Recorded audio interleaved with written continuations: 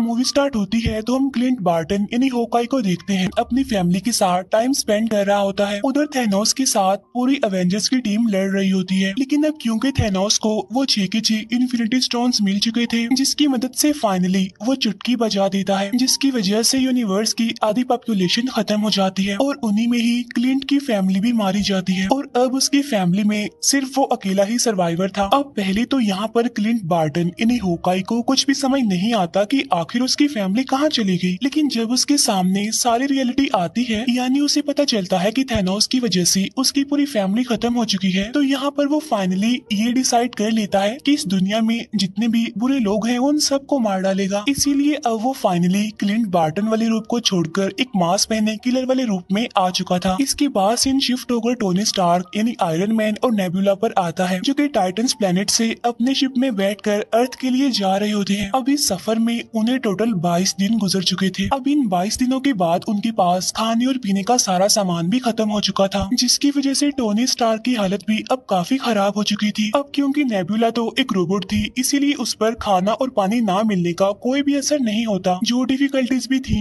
वो सारी Tony Stark को ही फेस करनी पड़ रही थी। इसीलिए टोनी स्टार्क अब पूरी तरह से हिम्मत हार चुका था और तब वो मरने के लिए अपनी चेयर पर जाकर बैठ जाता है और अपनी मौत का इंतजार करता है। लेकिन ठीक उसी टाइम वहाँ पर एक मिरेकल हो जाता है और वो ये कि उसके सामने आ जाती है कैरल डैनवर्स यानी कि कैप्टन मार्वल। अब जैसे ही कैरल को उनका शिप दिखाई देता है तो वो उनकी हेल्प करने के लिए आगे बढ़ती है। इसके बाद वो उनके शिप को अर्थ पर ले आती है, क्योंकि कैप्टन मार्वल भी बहुत ही ज्यादा इम्पोर्टेंट और पावरफुल कैरेक्टर है। फिर हमें दिखाया जाता है कि जब थैनोस ने इन्फिनिटी स्टोन्स मिलने पर चुटकी बजाई थी तब सभी लोग राख में बदलकर खत्म हो रहे थे, लेकिन उसी टाइम निक फ्यूरी ने अपने डिवाइस से कैप्टन मार्वल को एक मैसेज भेजा था। तब उस मैसेज के मिलते ही कैप्टन मार्वल अर्थ की तरफ आने लगती है, लेकिन इसी दौरान उसे वहाँ पर टोनी स्टार का शिप दिखाई देता है, तो इसीलिए वो स्पेस शिप को भी अर्थ पर ले आती है। कैरल को अर्थ पर आने के बाद थैनोस के बारे में सारी इन्फॉर्मेशन मिल जाती है और जब उसे ये पता चला कि थैनोस बहुत ज्यादा पावरफुल है, तो उसने सभी एवेंजर्स को एक आइडिया दिया कि हम क्यों ना सारे इन्फिनिटी स्टोन्स को जमा करें और वापिस से इसी टाइमलाइन में आकर उन सारे इन्फिनिटी स्टोन्स का यूज करें, जिससे होगा ये कि सारे मरे हुए लोग वापस आ जाएंगे और साथ साथ हम थैनोस का भी खेल खत्म कर सकेंगे। ठीक उसी टाइम पर उन्हें अपने सिस्टम से एक खास किस्म की इन्फॉर्मेशन मिलती है, जहाँ पर रॉकेट उन्हें बताता है कि जब थैनोस ने चुटकी बजाई थी तो पूरे यूनिवर्स में एक ऐसी वेव यानी लहर फैली थी जो कि आज से पहले कभी भी नहीं देखी गई। और बिल्कुल ऐसा ही 2 दिन पहले एक गैलेक्सी पर भी हुआ है। क्या पता थैनोस ने दोबारा से चुटकी बजाई हो, जिसकी वजह से हमें फिर से ये वेव देखने को मिली। तब यहाँ पर सभी एवेंजर्स को पता चल जाता है कि थैनोस ने फिर से अपने सारे इन्फिनिटी स्टोन्स का यूज किया है। तब उसकी वेव की वजह से ये लोग उसके सिग्नल्स को ट्रैक करते हैं और फिर अपने स्पेसशिप से उसी प्लेनेट पर पहुंच जाते हैं जहाँ पर थैनोस था, और यहीं पर हमें दिखाया जाता है थैनोस जो कि अब कमजोर और काफी थका हुआ लग रहा था। इसके बाद वो सब वहाँ पहुंचकर थैनोस को पकड़ लेते हैं और उससे पूछते हैं कि सारे इन्फिनिटी स्टोन्स कहाँ हैं, जहाँ पर थैनोस उन्हें बताता है कि मैंने सारे इन्फिनिटी स्टोन्स को यूज करके सभी स्टोन्स को डिस्ट्रॉय कर दिया है, ताकि कोई भी इन इन्फिनिटी स्टोन्स को दोबारा से जोड़कर इस पूरे यूनिवर्स को दोबारा से पहले जैसा ना बना दे। अब इस बात की वजह से थोर को बहुत गुस्सा आता है, इसीलिए वो अपने हैमर से थैनोस का गला काट देता है और वहीं पर वो थैनोस को जान से मार डालता है। अब क्योंकि इन्फिनिटी स्टोन्स तो थे नहीं, इसीलिए किसी के पास भी कोई होप नहीं थी कि सारे मरे हुए लोग वापिस से जिंदा कैसे होंगे, इसीलिए वो सारे ही काफी डिसअपॉइंटेड हो जाते हैं। इसीलिए वो सारे अपने अपने रास्तों पर निकल जाते हैं। इसके बाद थोर अब एक नई जगह पर जिंदगी गुजारने लगता है, जो कि नॉर्वे में थी। थोर पूरी तरह से हिम्मत हार चुका था, इसीलिए क्योंकि वो थैनोस से हार भी गए थे और साथ साथ इन्फिनिटी स्टोन्स को भी कलेक्ट नहीं कर पाए थे। थोर बिल्कुल लेजी हो गया था, वो अलग अलग तरह के नशे भी करने लग गया था, जिसकी वजह से वो फैटी भी हो गया था। दूसरी तरफ हल्क ने अपने ब्रूस बैनर और हल्क की बॉडी पर कुछ साल काम करके उन दोनों बॉडीज को मिला दिया, जिससे फाइनली वो बन गया प्रोफेसर हल्क, जिसमें हल्क की पावर्स के साथ साथ ब्रूस बैनर का तेज दिमाग भी था। दूसरी तरफ हम देखते हैं कि कैप्टन अमेरिका ने एक ग्रुप बनाया है, जिसमें वो सर्वाइवर्स को सिखाता था कि जो टाइम गुजर गया हमें उस पर नहीं, बल्कि जो हमारा आने वाला कल है यानी हमारा जो फ्यूचर है हमें उस पर फोकस करना चाहिए। अब जिंदगी को मजीद किस तरह से अच्छा बनाया जाए वो इस बारे में काफी डिस्कशन करता रहता था। टोनी स्टार्क यानी आयरन मैन ने पेपर पोर्ट से शादी कर ली थी और उनकी एक बेटी भी थी। यहाँ पर टोनी अपनी फैमिली के साथ एक पुरसुकून लाइफ गुजार रहा था जिसका अब दुनिया से कोई लेना देना नहीं था। इसके बाद 5 साल गुजर जाते हैं। जब एंटमैन पिम पार्टिकल्स लेने के लिए गया था तो थैनोस की चुटकी बजा देने की वजह से वो वहीं पर फंस गया और जिस लैब में वो गया था वो एक वैन में थी, लेकिन वहाँ पर एक चूहा होता है जिसकी वजह से वो मशीन फिर से स्टार्ट हो जाती है। जिससे होता ये है कि एंटमैन इन स्कॉट लैंग फिर से हमारी दुनिया में वापस आ जाता है। अब जिस दुनिया में वो गया था वो हमारी दुनिया से बिल्कुल अलग थी। वहाँ का डायमेंशन, वहाँ का टाइम, सब कुछ हमारी दुनिया से बिल्कुल अलग था। अब क्योंकि टाइम तो बिल्कुल अलग था तो इसलिए उस दुनिया में गुजारे गए 5 घंटे इस दुनिया के 5 सालों के बराबर थे। और जब थैनोस ने आधी पॉपुलेशन को खत्म कर दिया था तो उस इंसिडेंट को 5 साल गुजर गए थे, लेकिन उस दुनिया में सिर्फ 5 घंटे ही गुजरे थे। और जब स्कॉट लैंग उस दुनिया के 5 घंटे गुजार कर अपनी दुनिया में आता है तो वो देखता है कि सब कुछ बदल चुका है और उसकी बेटी भी 5 साल ज्यादा बड़ी हो गई थी। इस सारे सिचुएशन को जानने के बाद स्कॉट अपने फ्रेंड्स यानी अवेंजर्स के पास जाता है और वो उन्हें बताता है कि थैनोस की चुटकी बजाने के बाद इस इंसिडेंट को 5 साल गुजर गए हैं ना, लेकिन उस दुनिया में तो सिर्फ और सिर्फ 5 घंटे गुजरे हैं। स्कॉट यहाँ पर कैप्टन अमेरिका को बताता है कि अगर हम पिम पार्टिकल और उस दुनिया को यूज करना सीख जाएं तो हम 5 साल पीछे जाकर सभी होने वाले एक्सीडेंट्स और गलतियों को ठीक कर सकते हैं। तो उसकी इस बात पर स्टीव यानी कैप्टन अमेरिका एग्री करता है और अब एंटमैन, कैप्टन अमेरिका और ब्लैक विडो तीनों मिलकर हेल्प मांगने के लिए टोनी स्टार्क यानी आयरन मैन के पास जाते हैं, जहाँ पर टोनी अपनी फैमिली के साथ हिल स्टेशन पर रहता था। यहाँ पर वो लोग टोनी को अपने प्लान के बारे में बताते हैं कि अगर हम उस दुनिया को सही से यूज कर लें तो हम टाइम में पीछे जाकर सभी हादसों को ठीक कर सकते हैं और टाल सकते हैं। लेकिन टोनी स्टार्क जानता था कि इस काम में खतरा है और रिस्क है और अगर उसने ये काम कर दिया तो उसकी फैमिली भी खतरे में आ सकती है। तो इसीलिए टोनी स्टार्क उनसे ये काम करने के लिए साफ इनकार कर देता है, जिसकी वजह से वो लोग काफी डिसअपॉइंटेड होकर वहाँ से चले जाते हैं। अब क्योंकि टोनी ने तो उनकी हेल्प करने के लिए इनकार कर दिया था तो इसीलिए वो सीधा जाते हैं हल्क के पास, जो कि अब था प्रोफेसर हल्क। अब क्योंकि ब्रूस बैनर का दिमाग काफी तेज था इसीलिए वो लोगों की हेल्प करने के लिए एग्री हो जाता है। तो इसीलिए अब वो लग जाते हैं एक टाइम मशीन बनाने में,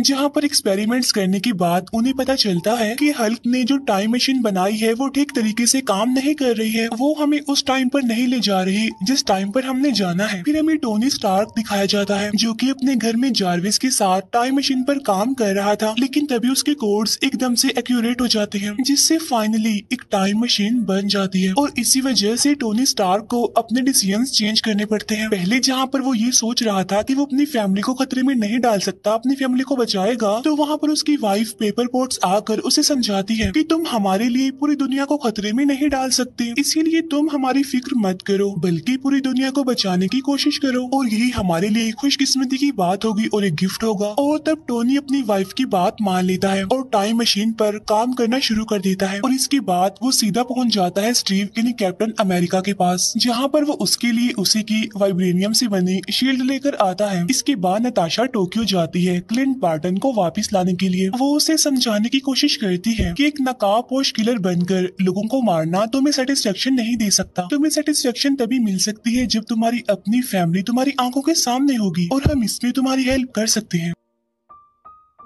इसके बाद रॉकेट और हल्क नॉर्वे पहुंचते हैं जहां पर थॉर होता है। थॉर को देखकर ऐसा लग रहा था कि अब वो किसी भी काम का नहीं रहा, क्योंकि वो काफी लेजी होने के साथ साथ काफी फैटी हो गया था और अब उसका इन लड़ाइयों से कोई कनेक्शन नहीं रहा। लेकिन वो लोग उसे समझाते हैं और उसे कहते हैं कि अगर ये टाइम मशीन काम कर गई तो तुम थैनोस से अपना पुराना बदला ले सकती हो और साथ ही हम यूनिवर्स से खत्म हुए लोगों को दोबारा जिंदा भी कर सकते हैं। अब थॉर उनकी इस बात पर एग्री करता है और उनके साथ मिल जाता है और इसके साथ ही टाइम मशीन की टेस्टिंग स्टार्ट हो जाती है, जहाँ पर अवेंजर्स यानी सुपर हीरोज अलग अलग ग्रुप्स में अलग अलग टाइमलाइन के साथ अलग अलग जगहों पर जाने के लिए सेपरेट हो जाते हैं। इसके बाद हम देखते हैं कि टोनी स्टार्क, हल्क, एंटमैन और कैप्टन अमेरिका 2012 के टाइम में पहुंच जाते हैं, जहाँ पर न्यूयॉर्क में वॉर चल रही थी। 2012 के टाइमलाइन के अकॉर्डिंग वहाँ पर 3 इन्फिनिटी स्टोन्स मौजूद थे, जिनमें एक था टाइम स्टोन, एक था स्पेस स्टोन और एक था माइंड स्टोन। माइंड स्टोन वही जो थैनोस ने खुद लोकी को दिया था। अब टोनी और एंटमैन स्पेस स्टोन को लेने के लिए अवेंजर्स टावर चले जाते हैं, लेकिन वहाँ जाकर एक गड़बड़ हो जाती है जहाँ पर हल्क आकर उनका काम खराब कर देता है, क्योंकि उनके हाथ से स्पेस स्टोन निकल जाता है और स्पेस स्टोन को लोकी अपने साथ लेकर चला जाता है। दूसरी तरफ कैप्टन अमेरिका का सामना होता है स्टीव रॉजर यानी अगले कैप्टन अमेरिका से। यहाँ पर कुछ टाइम के लिए उन दोनों के बीच फाइट होने लगती है, लेकिन फाइनली लेटेस्ट वाला कैप्टन अमेरिका माइंड स्टोन को वहाँ से लेकर चला जाता है। इसके बाद हल्क टाइम स्टोन को लेने के लिए जाता है, लेकिन वहाँ पर टाइम स्टोन डॉक्टर स्ट्रेंज के पास नहीं बल्कि गुरु माँ के पास होता है। यहाँ पर हल्क गुरु माँ से टाइम स्टोन को मांगता है, जिस पर गुरु माँ उसे कहती है कि अगर मैंने तुम्हें टाइम स्टोन दे दिया तो इस पूरे यूनिवर्स में बहुत सारे टाइम लाइन्स बन जाएंगी, जिसकी वजह से हमारी टाइमलाइन बिगड़ जाएगी, जो कि मैं बिल्कुल भी होने नहीं दे सकती। तब यहाँ पर हल्क गुरु माँ को काफी समझाने की कोशिश करता है कि फ्यूचर में काफी बड़े बड़े हादसे होने वाले हैं, जिसके लिए मुझे इस टाइम स्टोन की बहुत जरूरत है, लेकिन स्टिल गुरु माँ उसकी बात नहीं मानती। तब यहाँ पर ब्रूस बैनर उसे कहता है कि अगर डॉक्टर स्ट्रेंज ने टाइम स्टोन थैनोस को दिया है तो उसके पीछे उसका कोई मास्टर प्लान जरूर छुपा होगा। अब गुरु माँ इस बात पर एग्री करती है और अब वो फाइनली टाइम स्टोन हल्क को दे देती है। अब यहाँ पर कैप्टन अमेरिका और हल्क ने माइंड स्टोन और टाइम स्टोन तो हासिल कर लिए थे, लेकिन टोनी स्टार्क और एंट मैन को अभी तक स्पेस स्टोन नहीं मिला था, जिसकी वजह से अब टोनी स्टार्क और कैप्टन अमेरिका ये डिसाइड करते हैं कि वो टाइम में और पीछे जाएंगे और वहाँ जाकर वो स्पेस स्टोन को हासिल करने की कोशिश करेंगे। और इसके बाद वो दोनों पहुंच जाते हैं सीधा 1970 के टाइमलाइन में, जहाँ पर हम टोनी स्टार्क के फादर को देखते हैं। यहाँ पर टोनी अपने फादर से मिलकर काफी खुश होता है, साथ साथ वो वहाँ से स्पेस स्टोन हासिल करने में भी कामयाब हो जाता है। लेकिन अब क्योंकि कैप्टन अमेरिका भी वहाँ पर मौजूद होता है तो इसीलिए वहाँ पर उसे पिम पार्टिकल्स भी नजर आ जाते हैं, तो इसीलिए वो पिम पार्टिकल्स को भी लेकर अपने रियल वाले टाइमलाइन में आ जाते हैं वापस। इसके बाद थॉर और रॉकेट पहुंच जाते हैं 2013 के टाइमलाइन में, जहाँ पर उन्होंने रियलिटी स्टोन लेना था जो कि जेन फॉस्टर की बॉडी में था, तो इसीलिए वो दोनों जेन फॉस्टर के लोकेशन पर चले जाते हैं। वहाँ पर जाकर थॉर अपनी मदर से मिलता है। यहाँ पर वो अपनी मदर को सारी बात समझाने की कोशिश करता है। अब क्योंकि थॉर की मदर एक जादूगरनी थी, इसीलिए वो फ्यूचर देखकर थॉर की सारी डिफिकल्टीज समझ चुकी थी और इसीलिए वो थॉर को समझाने की कोशिश करती है कि तुम्हें परेशान होने की कोई जरूरत नहीं है, क्योंकि जो कुछ भी होगा अच्छा होगा। और ठीक उसी टाइम पर थॉर अपना हाथ आगे करता है, जहाँ पर उसका हैमर भी अब उसके पास आ चुका था। वही रॉकेट भी जेन फॉस्टर की बॉडी से रियलिटी स्टोन हासिल करने में कामयाब हो गया था, इसीलिए वो दोनों वापिस से अपनी टाइमलाइन में आ जाते हैं। इसके बाद हमें दिखाए जाते हैं क्लिंट बार्टन यानी होकाई और ब्लैक विडो, जो कि 2014 के टाइमलाइन में आते हैं और यहाँ पर वो सोल स्टोन हासिल करने के लिए आए थे, जहाँ पर वो मिलते हैं रेड स्कल से। यहाँ पर रेड स्कल सोल स्टोन के लिए उन्हें बताता है कि ये स्टोन हमेशा सोल के बदले सोल मांगता है और अगर तुम सोल स्टोन को पाना चाहते हो तो तुम्हें एक सोल को सेक्रीफाइस करना पड़ेगा। अब यहाँ पर वो दोनों समझ जाते हैं कि अगर उन दोनों में से कोई एक खुद को सेक्रीफाइस नहीं करेगा तो वो सोल स्टोन हासिल नहीं कर सकेंगे। अब यहाँ पर वो दोनों एक दूसरे को बचाने के लिए अपनी ही जान सेक्रीफाइस करने के लिए भी तैयार थे और यहाँ पर उन दोनों के बीच काफी अच्छी फाइट होती है। लेकिन यहाँ पर नताशा सोल स्टोन के लिए खुद को सेक्रीफाइस कर देती है, जहाँ पर Clint Barton finally soul stone हासिल कर लेता है और इसीलिए वो भी अपनी रियल वाले टाइमलाइन में आ जाता है। इसके बाद सीन शिफ्ट होकर जेम्स रूट्स और नेबुला पर आता है, जो कि 2014 के टाइमलाइन में जाते हैं टाइटन्स प्लेनेट पर, जहाँ पर पीटर क्विल पहले से ही मौजूद होता है और इसके बाद वो सभी पावर स्टोन को हासिल करने के लिए चले जाते हैं। और जब ये उस जगह पर पहुँचते हैं तो ये पीटर क्विल को बेहोश कि पावर स्टोन को लेने ही वाले होते हैं, लेकिन तभी नेबुला को पुरानी नेबुला की वजह से यादें आने लगती हैं, जिसकी वजह से उसका ट्रांसमीटर खराब हो जाता है, जिसकी वजह से नेबुला वहीं पर बेहोश हो जाती है, जहां पर थैनोस की टीम आकर नेबुला को प्रिजनर बना लेती है। अब क्योंकि नेबुला एक ह्यूमनॉइड थी यानी आधी इंसान और आधी एंड्रॉइड, जिसका फायदा उठाकर थैनोस उसकी सारी की सारी मेमोरी को स्कैन कर लेता है। साथ साथ 2014 वाले थैनोस को 2018 में होने वाले सारे इवेंट्स के बारे में पता चल जाता है। उसे ये भी पता चल जाता है कि फाइनली उसने सारे के सारे इन्फिनिटी स्टोन्स हासिल कर लिए और साथ साथ यूनिवर्स की आधी पॉपुलेशन को भी खत्म कर दिया, जिसकी वजह से अब उसका मकसद और भी ज्यादा स्ट्रॉन्ग हो जाता है। साथ ही अब थैनोस नेबुला से उसके पिम पार्टिकल्स को भी ले लेता है और वो उसे काफी अपग्रेडेड वर्जन में बनाकर अपनी पूरी टीम के साथ अर्थ पर 2023 वाले डायमेंशन में आ जाता है। इसके बाद अवेंजर्स सारे इन्फिनिटी स्टोन्स को एक नए गोल्ड आर्मर में लगा देते हैं और अब बारी आती है कि इस गोल्ड आर्मर आर्मर को कौन यूज करेगा, जिसकी वजह से वो सारी पॉपुलेशन जो इस यूनिवर्स से खत्म हो गई थी वो वापस आ जाएगी। तब यहाँ पर सबसे पहले थॉर आगे आता है, लेकिन हल्क उसे कहता है कि इसके अंदर गामा वेव्स हैं और अगर तुमने इसका यूज किया तो तुम्हारा काफी बुरा हाल हो जाएगा, तो क्यों ना इसका यूज मैं करूं, क्योंकि मैं भी तो गामा वेव से ही बना हूँ। इसके बाद हल्क उस गोल्ड आर्मर को पहनता है और चुटकी बजा देता है, लेकिन यहाँ पर हल्क की हालत काफी खराब हो जाती है। अब हालांकि थैनोस ने भी सारे इन्फिनिटी स्टोन्स को हासिल करने के बाद ही गोल्ड आर्मर को यूज किया था, लेकिन उसे तो कुछ भी नहीं हुआ था। लेकिन यहाँ पर हल्क के साथ ऐसा इसलिए हुआ था क्योंकि थैनोस हल्क की निस्बत काफी ज्यादा पावरफुल था और यही वजह होती है कि हल्क की यहाँ पर काफी बुरी हालत हो जाती है। लेकिन वो सारी पॉपुलेशन जो यूनिवर्स से खत्म हो चुकी थी अब वो वापिस आने लगी थी। तब इस बात की वजह से वो सारे अवेंजर्स काफी खुश होते हैं, लेकिन उनकी ये खुशी ज्यादा टाइम तक टिक नहीं पाती क्योंकि तब थैनोस भी अपने शिप और अपनी पूरी टीम के साथ रियल टाइम यानी 2023 में पहुंचकर उन लोगों की लोकेशन को बॉम्ब से उड़ा देता है, जिसकी वजह से वहाँ पर काफी बड़ा ब्लास्ट हो जाता है और वहाँ पर सब कुछ डिस्ट्रॉय हो जाता है। साथ साथ थैनोस भी काफी गुस्से में था और इस बार वो चाहता था कि वो सारे इन्फिनिटी स्टोन्स को हासिल करके आधी पॉपुलेशन नहीं